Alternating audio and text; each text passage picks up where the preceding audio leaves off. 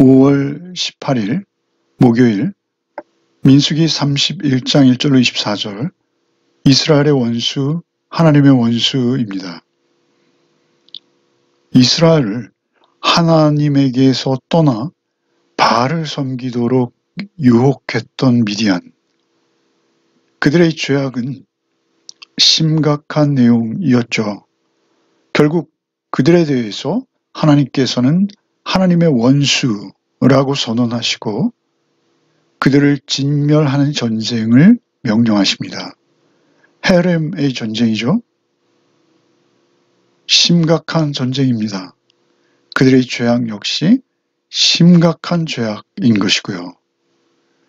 그래서 하나님께서는 그들을 진멸토록 명령하시는 것입니다. 1절로 5절을 먼저 읽겠습니다. 여호와께서 모세에게 말씀하시되 이스라엘 자손의 원수를 미디안에게 갚으라. 그 후에 내가 내 조상에게로 돌아가리라.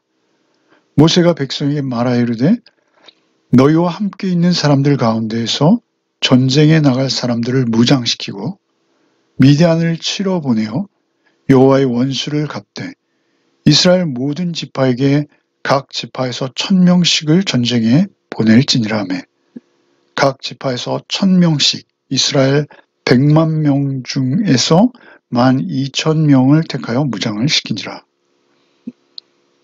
여호와께서 모세에게 말씀하시죠. 이스라엘 자손의 원수를 미디안에게 갚으라 라는 것이죠. 그 후에 내가 조상에게 돌아가리라. 이스라엘의 원수라고 미디안을 규정하십니다.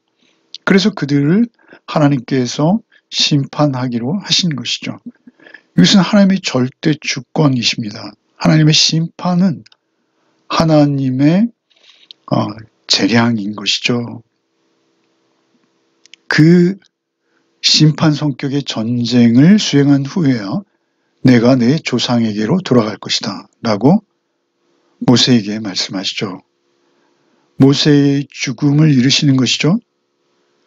죽음은 모세에게 몸의 죽음이면서 동시에 그에게는 사명을 끝마치는 것입니다. 그가 사명이 있는 한 하나님께서는 그를 보존하실 것이요. 그에게 마지막 사명까지 온전히 수행할 수 있도록 하나님께서 하실 것입니다. 모세로서도 참으로 연로한 나이임에도 불구하고 그가 건강한 모습으로 이 마지막 전쟁을 명령하고 통솔하고 지휘하는 그러한 일을 그가 맡아서 수행하게 되는 것이죠. 3절에 그래서 모세가 백성에게 말하는 것이죠. 전쟁에 나갈 사람들을 무장시키고 미디안을 치러 보내어 여호와의 원수를 갚되 이스라엘 자손의 원수라고 하셨던 그 원수는 사실은 여호와의 원수라는 것이죠. 여호와의 원수, 그것은 사단의 앞잡이요. 그들을 통해서 하나님과 이스라엘 사이를 이간시킬 뿐만 아니라 결국 이스라엘을 우상으로 유혹했던 그들을 하나님께서는 여호와의 원수라고 말씀하시는 것이죠. 사실 가나안 전쟁은 여호와의 전쟁입니다. 성전이죠. 그들은 우상 숭배에 아주 깊이 쩌들어 있습니다. 이 미디안 족속도 그렇습니다. 미디안 족속과의 전쟁을 이제 요단 동편에서 그들이 치르게 되는데요. 사실 미디안 족속은 모세와 인연이 많죠. 모세는 미디안 여인과 결혼했고 그 모세의 아내의 집안에 속하는 호밥과 같으니 그 장인은 이스라엘에 속할 뿐만 아니라 이스라엘에게 큰 유익을 끼치는 그러한 모습이었습니다. 그럼에도 미디안을 진멸하라 하십니다. 이스라엘 안과 밖이 구분되어지는데요. 이스라엘 밖에 있는 자들에 대해서 하나님께서는 문을 닫지 않으셨어요. 문이 열려 있었습니다. 그러나 그들이 하나님 편에 속해서 하나님께 들어오는 자들이 있었어요. 은혜를 입고 열려있는 이스라엘을 향해 들어올 수 있었다라는 것이죠. 그런가 하면 적극적으로 하나님을 대적하는 자들, 그들에 대해서는 하나님은 기꺼이 그들을 원수로 지칭하시는 것이죠.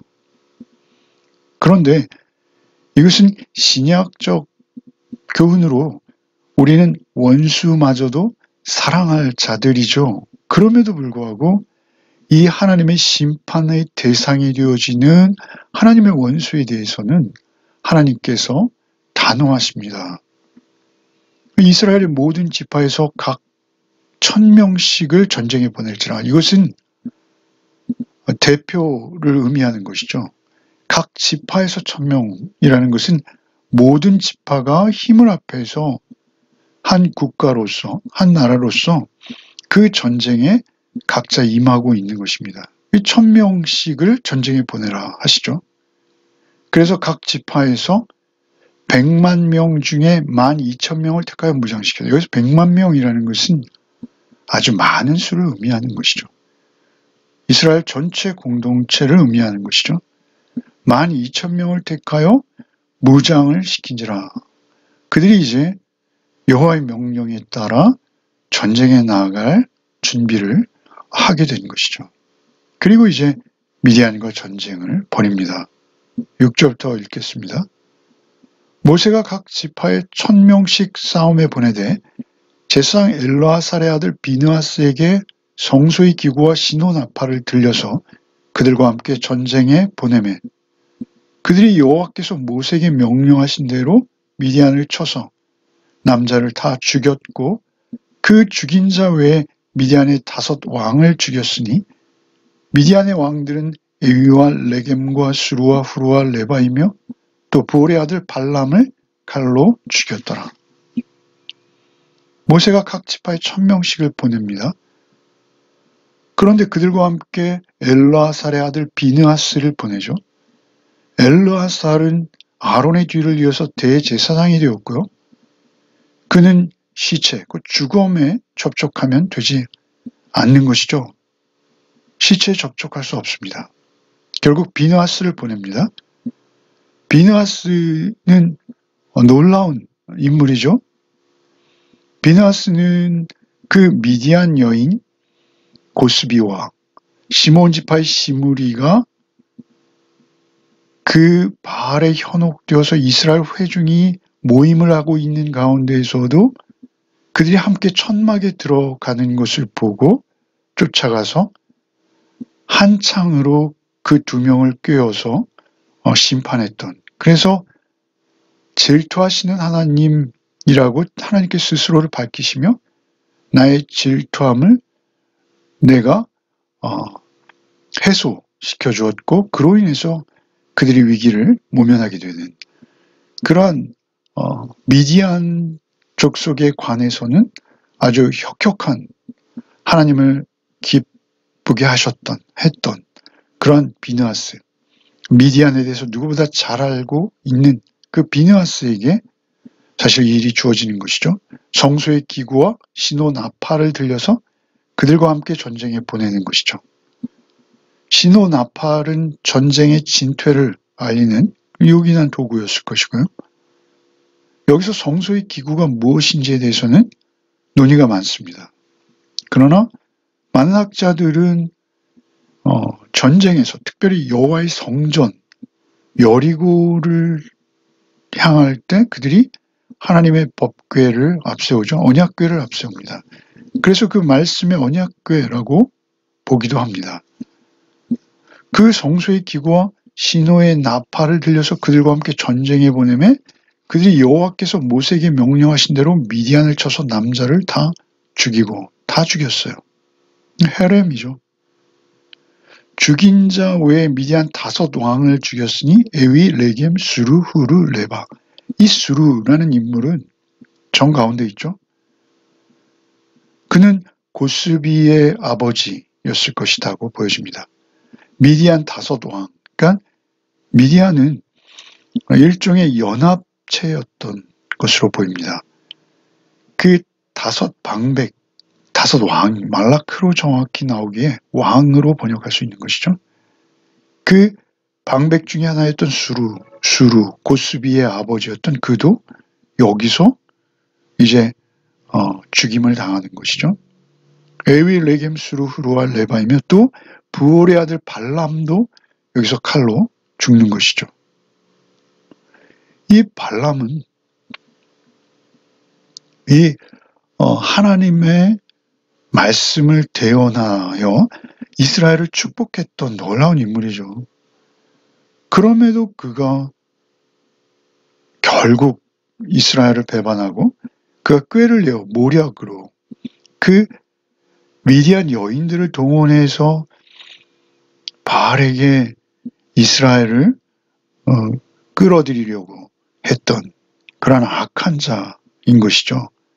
그리고 결국 그것이 하나님 앞에 드러났고 하나님께서는 그를 이제 처단하게 되는 것이죠.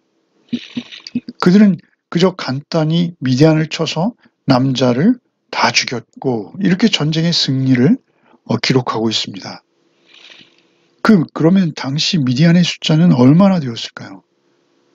그들은 고작 12,000명을 동원했습니다만 이제 이후로 이어지는 35절의 전리품을 소개하는 데 보면 남자와 동침하지 않은 여인이 32,000명으로 그 수요가 기록되고 있습니다.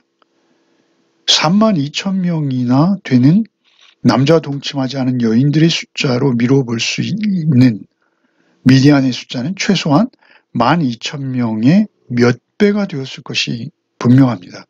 그럼에도 불구하고 이스라엘은 단 한 명도 희생되지 않았다라고 나중에 군대 장관들이 보고하거든요. 그러한 것으로 볼 때 이것은 하나님의 전쟁이었다는 것이죠. 사실 우리의 세상적인 상식으로서는 불가능한 일인데 이 일이 일어나고 있다라는 것이죠. 그래서 이 헤렘의 전쟁, 가나안의 정복 전쟁, 그 전쟁에 대해서는 아주 특별한 영적 전쟁으로 우리가 적용할 수 있는 것입니다. 우리는 그리스도의 군사요. 바울사도께서는 우리를 무장한 군인에 비유하시죠. 구원의 투구를 쓰고요. 말씀의 성령이 검을 들고 진리의 허리띠를 띠고 그러한 모습의 군사가 그리스도인이다라는 것이죠. 사실 우리의 적은 외부적인 모습보다는 우리의 내부적인 적이 더 심각하고 많습니다. 그런 영적 전쟁에 이것도 비유할 수 있는 것이죠. 어찌되었든 그들은 한 명의 희생도 없이 그들의 최소한 몇 배에 달하는 미디안을 진멸했다라는 것이죠. 그저 한 줄로 전쟁의 승리를 간단히 보고하고 있어요. 미디안을 쳐서 남자를 다 죽였고 7절에 그렇게 말씀하시죠. 그리고 이제 그 얻은 전리품들을 소개하기 시작하죠. 9절부터 읽겠습니다. 이스라엘 자손이 미디안의 부녀들과 그들의 아이들을 사로잡고 그들의 가축과 양떼와 재물을 다 탈취하고 그들이 거처하는 성읍들과 촌락을 다 불사르고 탈취한 것, 노력한 것, 사람과 짐승을 다 빼앗으니라. 그들이 사로잡은 자와 노력한 것과 탈취한 것을 가지고 여리고 맞은편 요단강가 모압 평지의 진영에 이르러 모세와 제사 엘라살과 이스라엘의 온 회중에게로 나아오니라. 하나님께서 그들에게 큰 승리를 주셨고 그리고 그들이 상상하지 못했던 엄청난 양의 탈취물들을 그들이 차지할 수 있도록 하십니다. 이것은 그들이 앞으로 치를 가나안에 들어와서의 영적 전쟁, 그 전쟁들의 모형으로서 그 승리를 일부 맛볼 수 있도록 그들에게 은혜를 베푸시는 것이죠. 사실 그들은 별 희생도 없이 아무런 희생도 없이 오히려 이 전쟁에서 엄청난 그들이 기대하지도 못했고 예상하지도 못했던 탈취물들을 차지하는 결과를 가져오고 마는 것이죠. 그것은 우리가 사실은 영적으로도 우리가 이것을 생각해 볼 수 있는 것입니다. 그래서 그 탈취물들을 하나님께서 그들에게 은혜로 주신 것이죠. 그러나 그들이 그 전쟁에서도 역시 불순종한 부분이 있었다라는 것이죠. 13절부터 읽겠습니다. 모세와 제사장 엘르아살과 회중의 지도자들이 다 진영 밖에 나가서 영접하다가 모세가 군대의 지휘관 곧 싸움에서 돌아온 천부장들과 백부장들에게 노하니라. 모세가 그들에게 이르되 너희가 여자들을 다 살려두었느냐? 보라 이들이 발람의 꾀를 따라 이스라엘 자손을 부올의 사건에서 여호와 앞에 범죄하게 하여 여호와의 회중 가운데 연병이 일어나게 하였느니라. 그러므로 아이들 중에서 남자는 다 죽이고 남자와 동침하여 사내를 아는 여자도 다 죽이고 남자와 동침하지 아니하여 사내를 알지 못하는 여자들은 다 너희를 위하여 살려둘 것이니라. 모세가 크게 노하고 있습니다. 모세는 온유한 자이죠. 그럼에도 이렇게 크게 노하는 이유는 무엇이겠습니까? 모세가 노하는 경우는 대부분 하나님 앞에서의 불복종과 불순종, 그리고 하나님의 명령을 어기는 그러한 일에 대해서 모세는 노하고 있는 것이죠. 다 죽이라 라고 하나님께서 말씀하셨음에도 그 여자들은 살렸다라는 것이죠. 사실 그 여인들, 특별히 남자와 동침한 적이 있는 여인들은 그 미디안에서 이스라엘이 바알에게 접속되어질 때 그 일을 앞장서서 수행했던 그러한 여인들이죠. 그 여인들까지 그들이 다 남겼다라는 것이죠. 그 부분에 대해서 화를 내는 것이죠. 노한 것이죠. 16절에 발람의 꾀를 따라 이스라엘 자손을 부올 사건에서 여호와 앞에 범죄하게 했던 그 여인들, 회중 가운데 연병이 일어나서 24,000명, 그들이 하나님께 벌을 받아서 죽임을 당한 숫자 중에 가장 많은 숫자였죠. 그 24,000명이나 죽임을 당했던 그 사건의 주체였던 그 여인들을 살려둠으로 말미암아 모세에게 큰 책망을 듣게 되어졌다라는 것이죠. 그래서 결국 남자와 동침하지 아니하여 사내를 알지 못하는 여자들만을 남기고 다 죽이게 되어지는 것이죠. 사실 어느 면에서 보면 우리가 구약 성경에서 이 헤렘의 경우, 그 아이들까지 남자의 경우는 아주 씨를 말려버리는 이러한 잔인한 전쟁을 우리가 참 받아들이기 쉽지 않은 그러한 때가 있습니다. 그러나 이것은 그러한 어떤 인륜적인 그러한 면으로 볼 것이 아닙니다. 이것은 하나님의 심판인 것이죠. 그 죄는 그 조그만 불씨라도 남겨두지 않겠다라는 것이죠. 죄악이 스며드는 것은 굉장히 빠르고 신속하고 그리고 잔인합니다. 결국 이스라엘이 어떻게 됩니까? 그 사사기를 거쳐서 약 400여 년 만에 그들이 결국은 이스라엘의 그 가나안 땅을 빼앗기고 바벨론으로 전부 포로되어 가버리는 그러한 일들이 생기고 많은 것이죠. 결국 그러한 일이 생기는 이유는 무엇입니까? 결국 미디안도 이때 진멸되지 않고 남아서 사사기에 보면, 사사기 6장 7장에 보면 이 미디안으로 인해서 이스라엘이 큰 어려움을 당하게 되는 것이죠. 이러한 모든 것들은 그것은 하나님 말씀의 불순종이요, 그들이 진멸해야 될 대상을 결국은 진멸하지 못했던 것으로 보여지는 것이죠. 이러한 것들을 통해서 이 헤렘의 전쟁, 하나님의 심판에 관련해서 그 심판을 대행했던 굉장히 한시적인 전쟁들입니다. 가나안 정복 전쟁에서 헤렘이 등장하는 것이죠. 그 다음에 이사야서나 다른 성경을 보면 하나님께서 다른 민족과 관련해서 평안을 먼저 제안하도록 하시죠. 그래서 오히려 무기를 쳐서 보습을 농기구를 만들라라는 말씀이 있지 않습니까? 그러니까 사실은 이 헤렘의 전쟁에서 하나님께서 명령하신 이 전쟁에 관한 한 하나님 앞에 절대 순종했어야 한다라는 것이죠.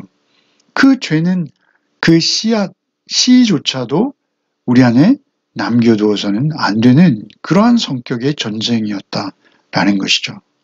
그리고 이제 그 전쟁에서 참여했던 자들에 대해서 다시 정결의식을 명령하십니다.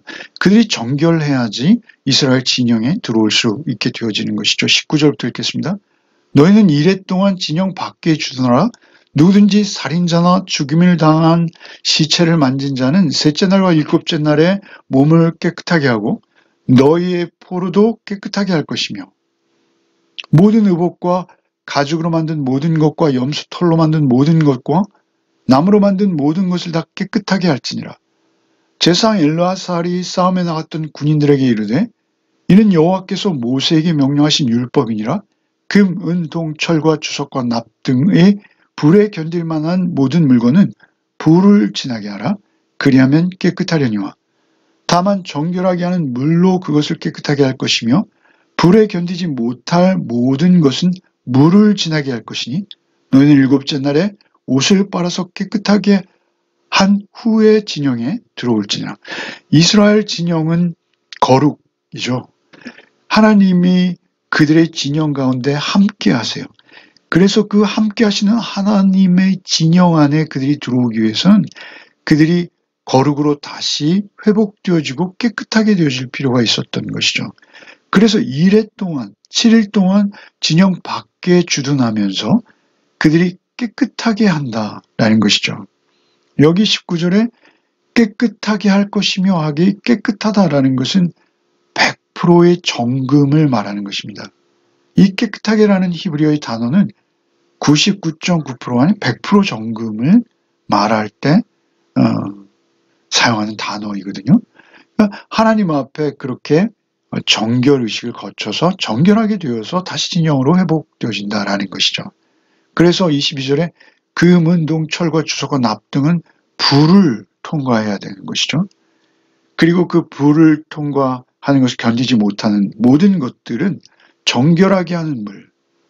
정결하게 하는 물 무엇입니까? 23절에 그것은 앞서 설명되어졌던 붉은 암송아지의 제이죠. 그 붉은 암송아지의 제로 셋째 날과 일곱째 날에 그들은 깨끗이 함을 입어야 되는 것이죠. 그리고 24절에 일곱째 날에 옷을 빨아서 깨끗하게 한 후에 진영에 들어오라 라고 말씀하시는 것입니다.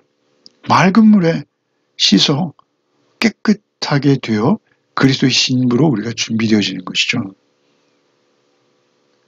자기의 두루마리를 빠는 자 복이 있다. 계시록에 이런 표현들이 등장하죠.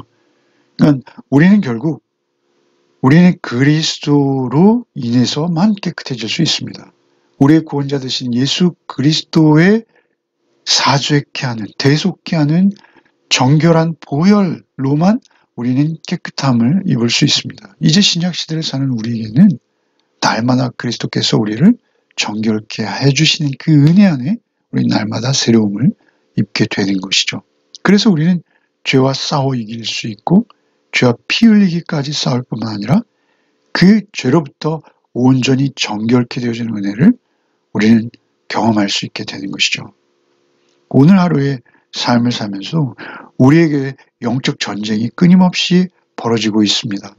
사실 이 말씀에 피비린내라는 전쟁입니다만 오늘날 우리에게 있어서는 이것은 영적 전쟁으로 비유해야 하고 또 그렇게 우리는 받아들일 수밖에 없습니다. 그래서 이 영적 전쟁에서 그 원수를 진멸하기 원하시는 하나님의 마음을 우리는 늘 느끼고 경험하고 그리고 우리의 삶, 우리의 이 영적 전쟁에서 우리가 승리케 하시는 하나님의 은혜만을 온전히 의지해야 할 줄 믿습니다. 기도하겠습니다.